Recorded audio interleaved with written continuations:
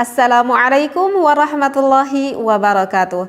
Bismillah, alhamdulillah, wassalatu wassalamu ala rasulillah. Berjumpa kembali, mudah-mudahan kita semuanya selalu berada di dalam rahmatnya Allah. Amin ya Allah ya rabbal alamin. Menstimulasi alat vital lelaki ataupun perempuan menggunakan dengan tangannya sendiri ataupun dengan tangan orang lain. Artinya tangan orang lain adalah bukan dengan tangan istrinya ataupun bukan dengan tangan suaminya. Dia lakukan dengan cara meraba ataupun dengan cara menyentuh. Tujuannya itu adalah untuk mendapatkan sensasi yang menyenangkan seperti saat mencapai orgasme ketika sedang melakukan berhubungan seksualitas. Nah, apakah yang dikatakan ini adalah dikatakan dengan onani ataupun masturbasi. Nah, bahasa masturbasi ini udah kita ketahui ya dari bahasa Inggris gitu ya. Kalau onani itu dari bahasa Yunani. Sedangkan kalau di dalam bahasa fikihnya itu dikatakan dengan al-istimna' bil yad seperti itu, ataupun nikahul yad ataupun al-adah asyiriyah. Tapi itu hanya istilah saja ya, sama-sama saja mau istimna, mau onani ataupun masturbasi seperti itu.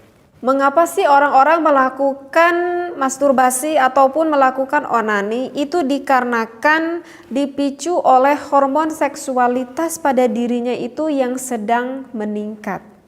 Nah, dan hal itu dikarenakan orang itu mendapatkan stimulasi seksualitas, misalkan dari pandangan gitu ya, dari pandangan yang sehingga membangkitkan gairah seksualitas pada dirinya.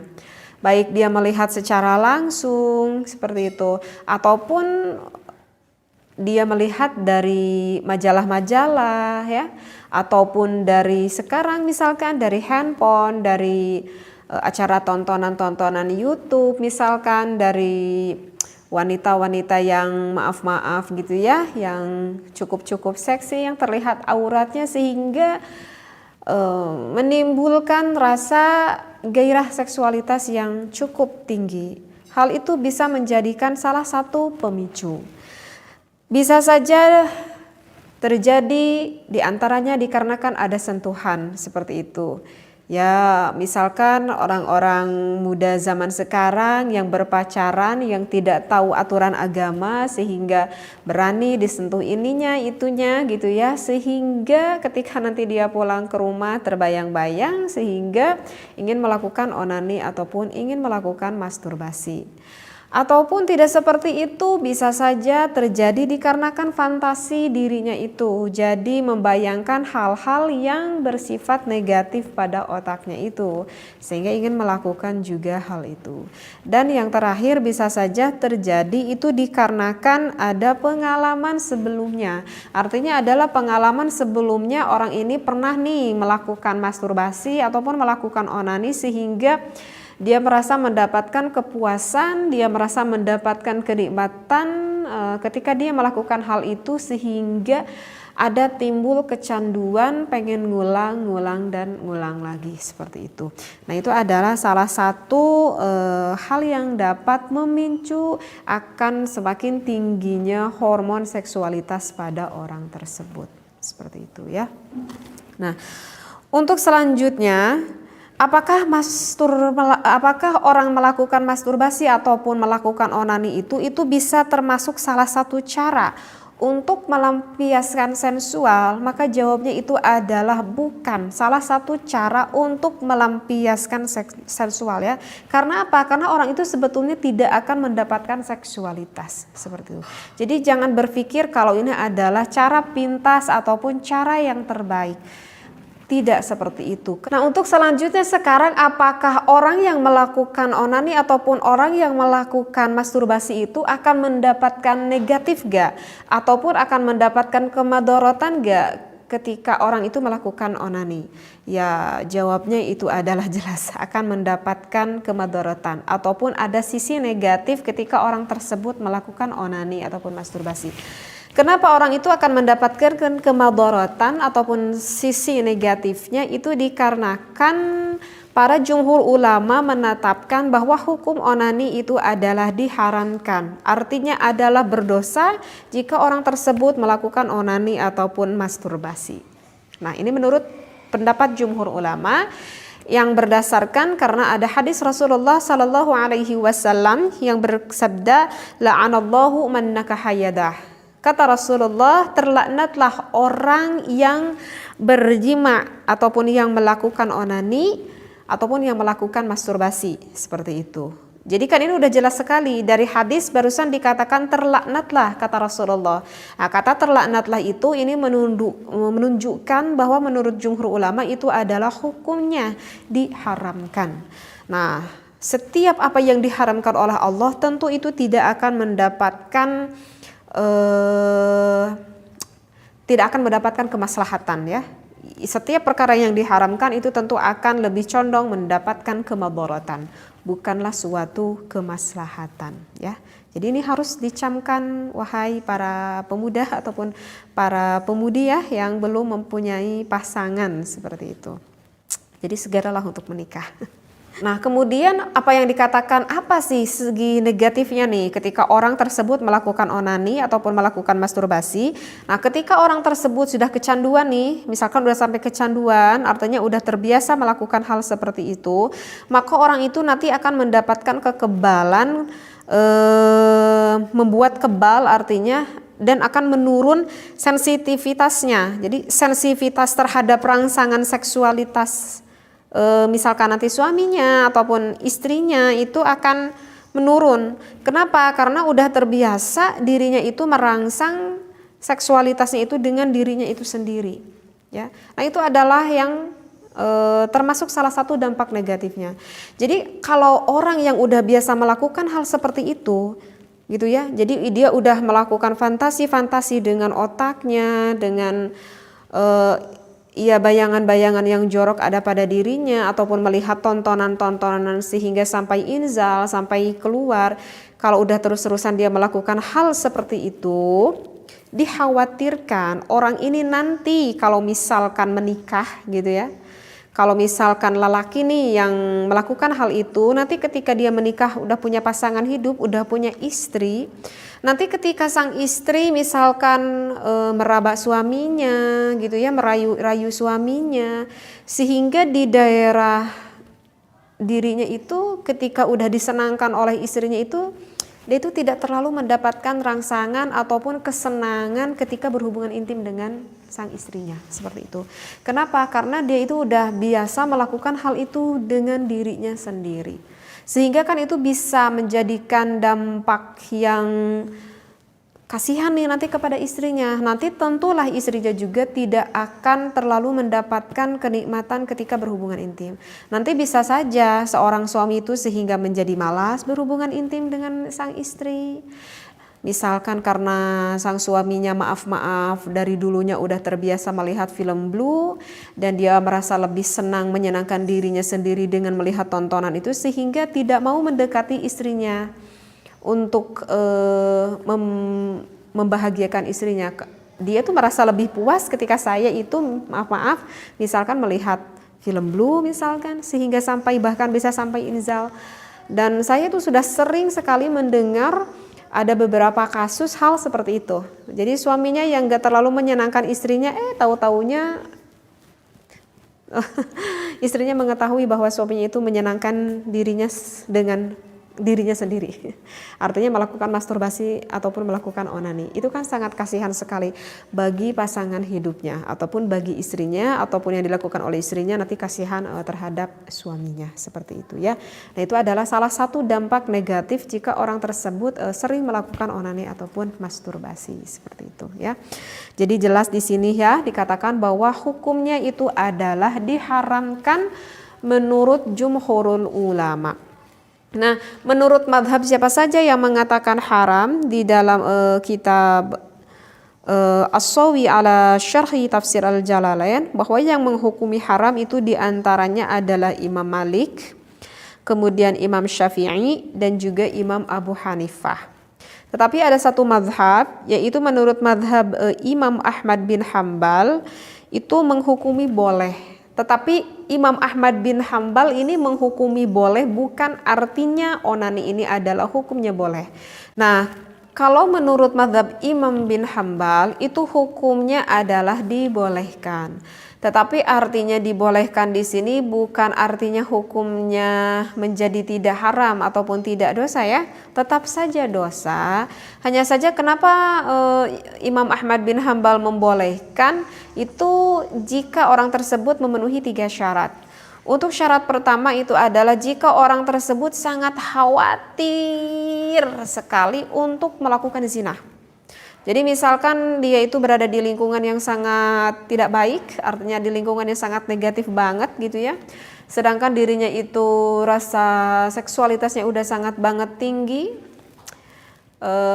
maka daripada orang tersebut melakukan berzina ya mungkin lebih baik onani menurut Imam Ahmad bin Hambal. Jadi bukan berarti onaninya itu tidak haram ataupun tidak dosa, tetapi dosa zina itu lebih besar daripada dosa onani ataupun dosa masturbasi, seperti itu.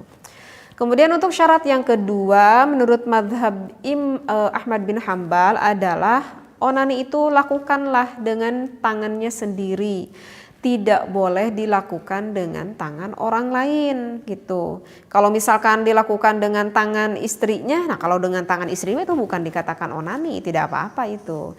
Jadi kan yang dikatakan onani tadi kan yang dilakukan oleh tangannya sendiri ataupun dengan tangannya orang lain. Nah, untuk syarat yang kedua tidak boleh dilakukan dengan tangan orang lain seperti itu. Jadi lakukanlah dengan tangannya sendiri. Apalagi ya, syaratnya itu adalah orang tersebut itu tidak boleh ketika melakukan onani ataupun masturbasi, karena beginilah biar lebih paham ya. Memang rasa syahwat itu Allah berikan kepada kita. Itu sebetulnya bisa menjadikan fitrah, bisa menjadikan pahala amal ibadah jika kita menyalurkannya yang benar, artinya kepada pasangan yang halal, yaitu kepada istri dan juga suami, maka itu bisa berbuah menjadi ibadah.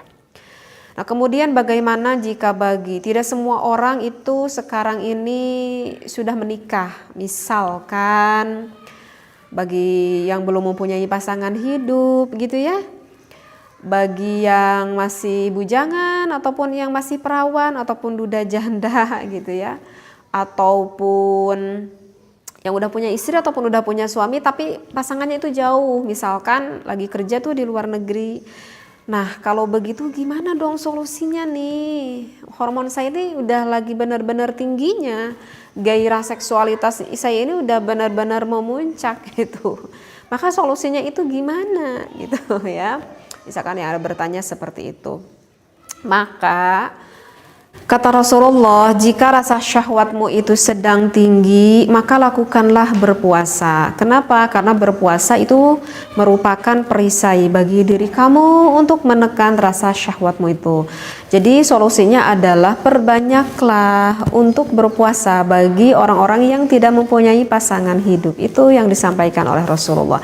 Karena ketika kita melakukan berpuasa, kan kita menyedikitkan makan tuh. Artinya kalau kita menyedikitkan makan, maka akan lebih menekan rasa syahwat itu. Dan bukan hanya sebatas puasa secara zahir ya, artinya tidak hanya sebatas mengurangi makan minum saja, tetapi lakukanlah berpuasa secara batiniyah. Dan memang rasa syahwat itu ada yang keluar secara alami dan ada yang tidak alami. Kalau misalkan rasa syahwat itu yang keluar secara alami, artinya ya rasa syahwat itu yang memang timbul dengan sendirinya gitu. Jadi kalau misalkan rasa syahwat itu yang timbul dengan sendirinya, maka itu sebetulnya tidak terlalu sulit untuk menjauhkannya rasa syahwat di dalam diri kita.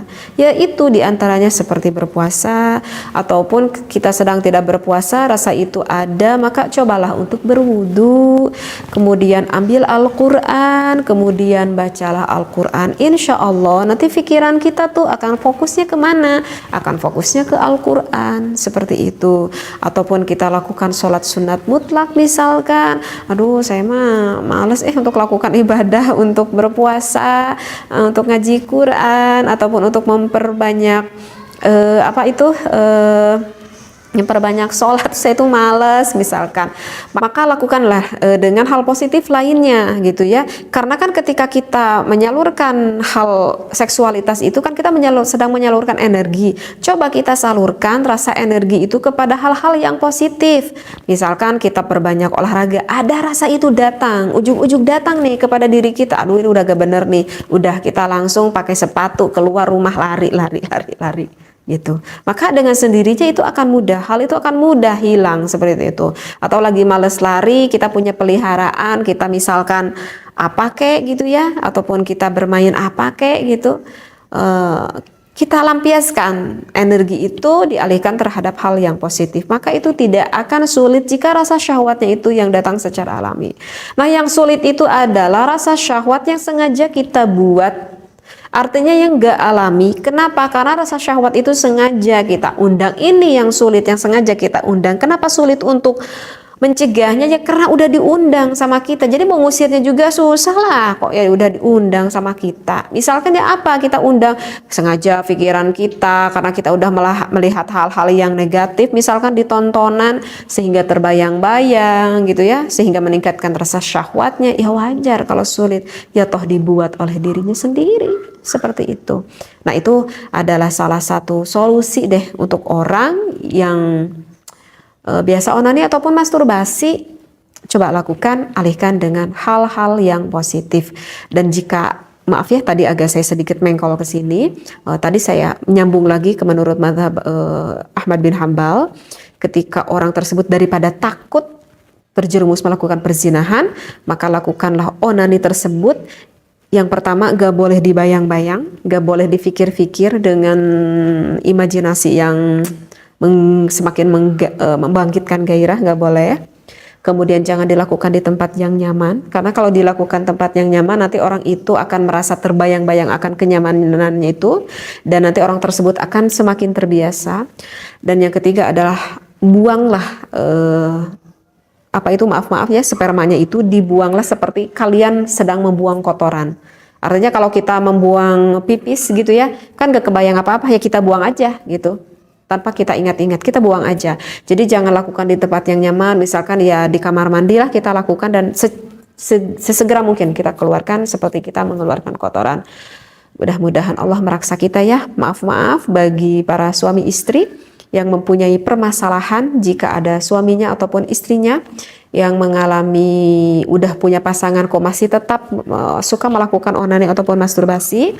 Menurut saya itu harus segera mungkin untuk datang ke dokter yang mengerti ataupun yang memahami di dalam masalah seksualitas. Nanti dokter itu akan lebih paham bagaimana solusinya.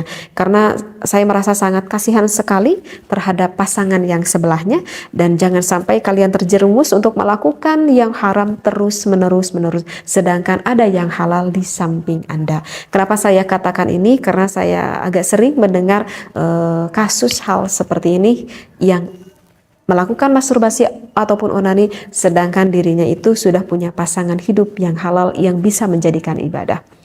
Maaf sekali ya, pembahasan yang saya sampaikan kali ini cukup panjang juga. Mudah-mudahan bisa difahami dan kita mendapatkan syafaat dari Allah dan juga Rasulullah Shallallahu Alaihi Wasallam.